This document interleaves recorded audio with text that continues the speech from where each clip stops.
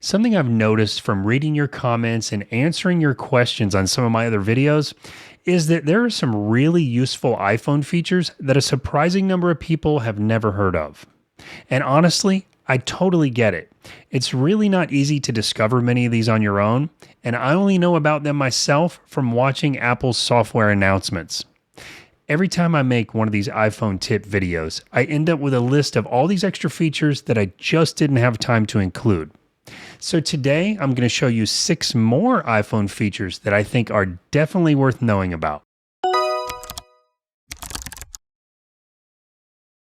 Welcome to my channel. If it's your first time here, very quick introduction. My name is Dan Fox and I've spent the last 32 years of my professional career helping people with technology.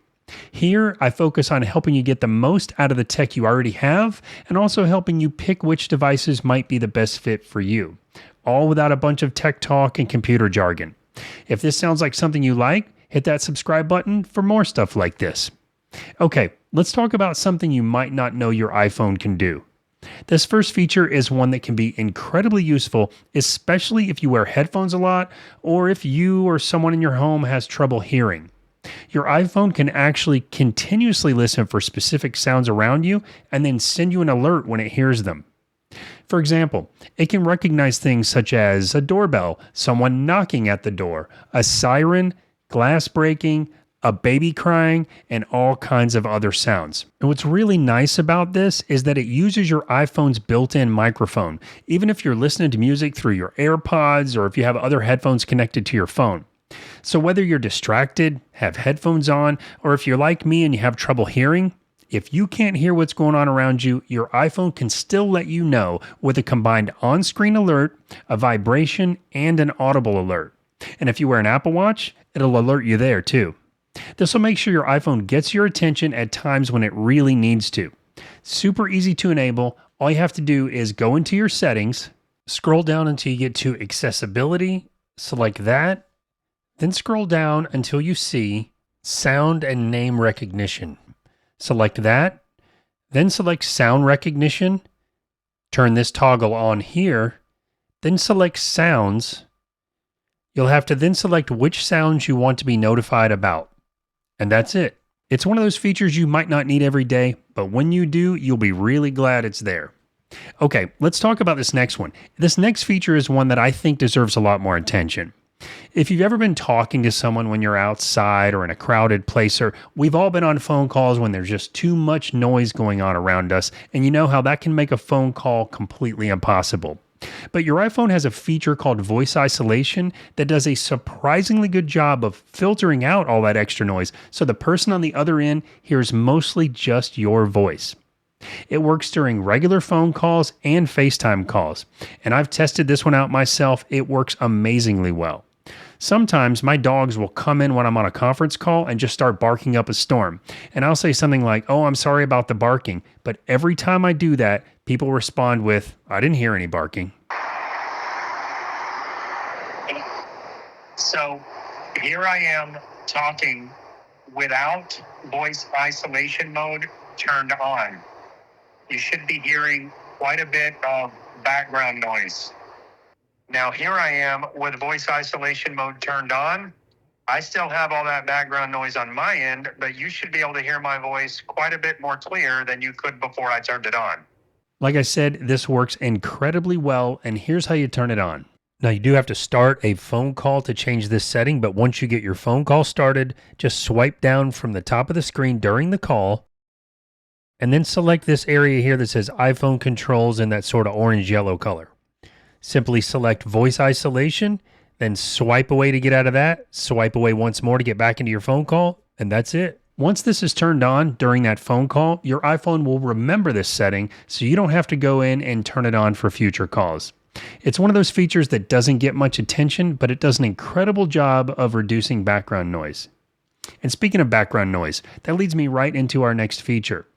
If you have a supported iPhone, that's an iPhone 16 or newer, you can actually reduce background noise in a video that you've recorded even after you've already recorded the video.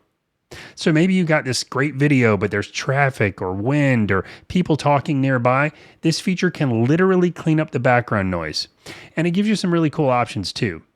So if you're outside and you want some of that ambient noise like a creek or birds, you can turn it down without turning it off, all while keeping your voice front and center in the video. It works like this. So I'm outside here. You can probably hear this creek right next to me. And this is the standard way that videos record. But now I'm going to go in and change a few settings and show you a few different versions of this video with the background options changed via the audio mix feature. This is really cool, makes it so much easier to hear, works really well in things like crowded restaurants and areas where there's a lot of background noise. Check this out. So once you've recorded your video, you just open the Photos app and then open the video that you recorded, hit the edit button down here at the bottom, and then select audio mix right here. Remember, that's only going to be on iPhone 16 or newer. Once you hit that button, you'll see these options here: standard, in frame, studio, and cinematic, as I just showed. But you'll also see this dotted line below that. That allows you to scroll through and decide just how much audio you want to remove from the video. And once you're done, you just hit done up here in the upper right-hand corner. Now, you could remove all of the audio in the background if you wanted to, but it sounds a little over-processed. So I'm outside here. You can probably hear this creek right next to me. And this is the standard way that videos record. It's another one of those features that's really easy to miss because Apple doesn't really advertise it, and it's really useful sometimes. You know what else is really useful, but all the time? An iPhone case that can actually protect your phone. Better yet, one that does it without adding a bunch of bulk while adding features that you'll actually use every day. And of course, that brings me to today's sponsor, MagBak. Now, I've been checking out their new Elite case, and it's unlike any other iPhone case I have ever used. It has these grippy sides, premium metal buttons, a built-in finger loop, and this thing they call the Pinky Pillow, which covers the charging port while making sure the phone is much more comfortable to hold. The built-in kickstand gives you 3 different viewing angles in both portrait and landscape. And with MagBak's color accent packs, you can customize the color of the side grips, the buttons, the finger loop, and even the camera ring. Now, if you're not familiar, every MagBak case has incredibly strong built-in magnets, and they work great with MagSafe chargers and accessories, but they also let you attach your phone to magnetic surfaces. The Elite case takes it one step further with these telescoping magnets. This allows you to securely attach it to uneven metal surfaces, even with iPhone's gigantic camera bump. They also sent me their multi-charger, and I've been using this one in my office, my studio, and on my nightstand. It's slim, it charges your iPhone, your Apple Watch, and your AirPods all at the same time.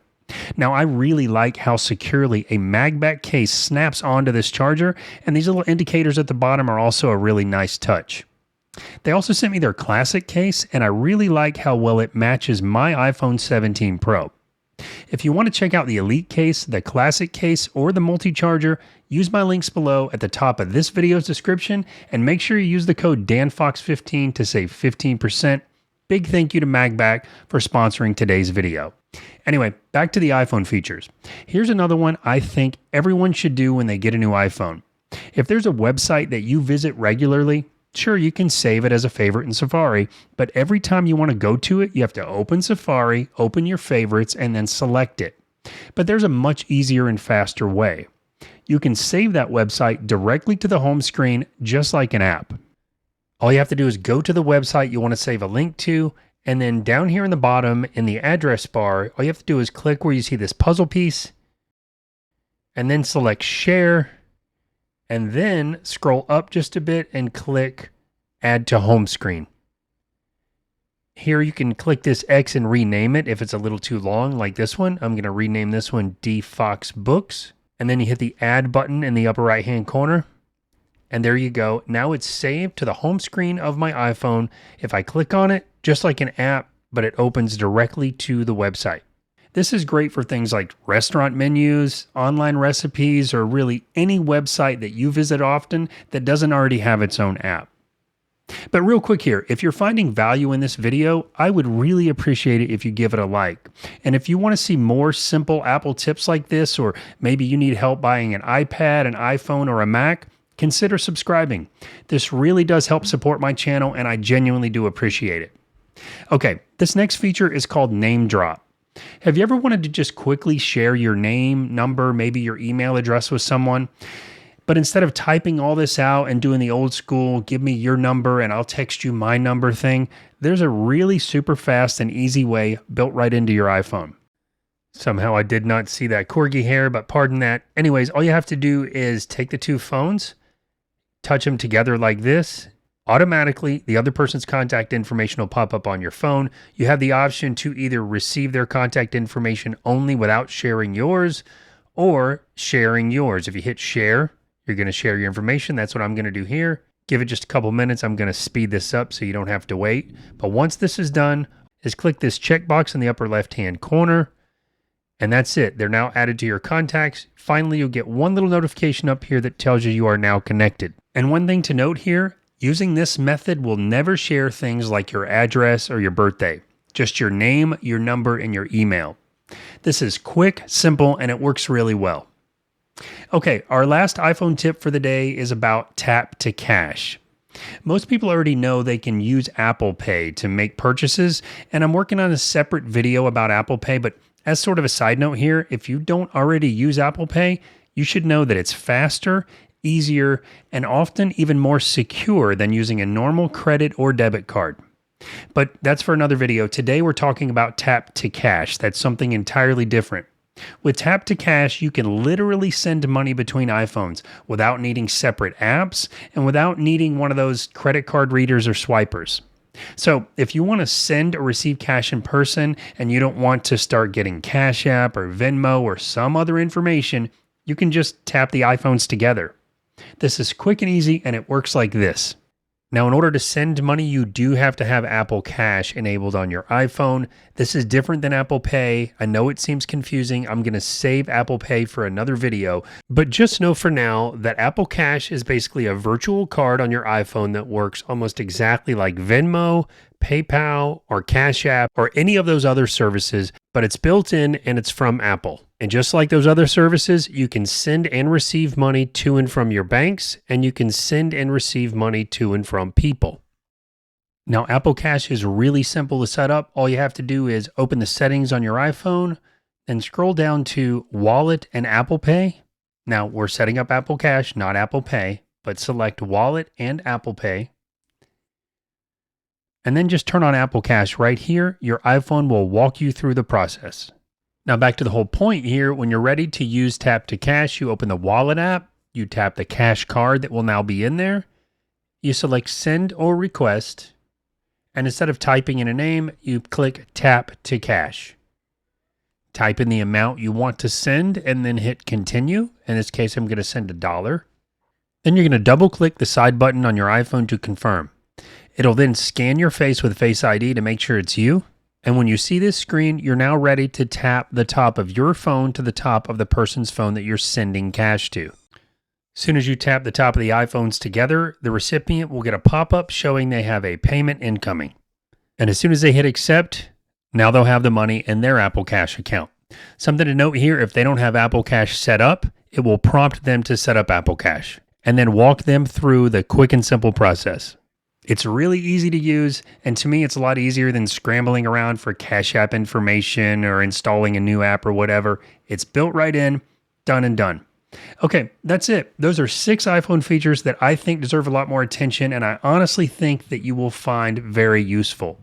Let me know down in the comments which one was your favorite, or if you have another hidden iPhone tip that more people should know about. I read every comment, and I always enjoy seeing the tips that everyone shares. Thank you so much for watching, and I'll see you in the next video.